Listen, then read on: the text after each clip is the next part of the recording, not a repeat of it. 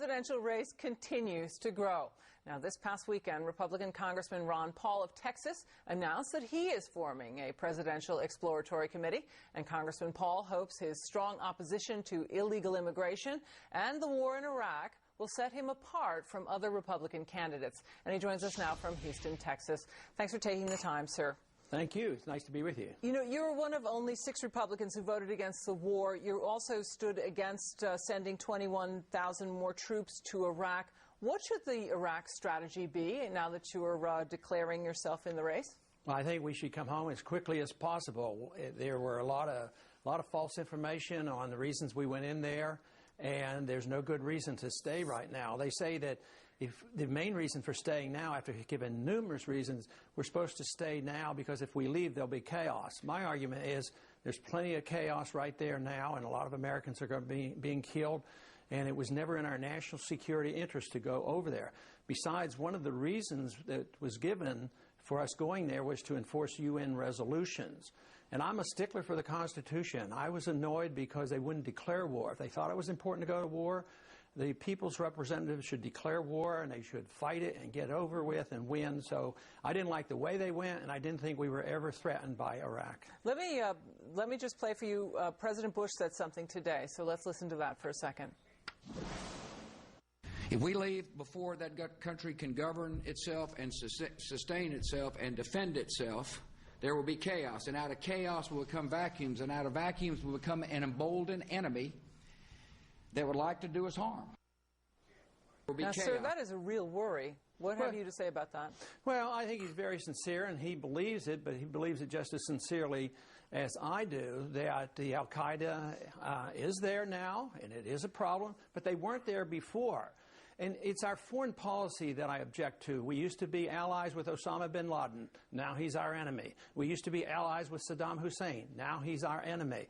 This on-again, off-again thing is what bothers me. You know, 9/11 was not, had nothing to do with Iraq. 15 of the 19 came from Saudi Arabia. So they're our bosom buddies, and we're their best friends. Pakistan is probably where Osama bin Laden is. We have essentially forgotten about him. So it's the foreign policy overall.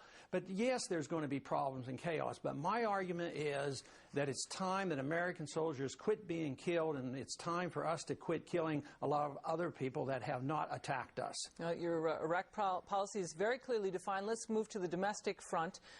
You ran for president in 1988 on the Libertarian line, and you now say there are 2 parties in Congress right now, big government conservatives and big government liberals, and the only difference is what they want to spend money on.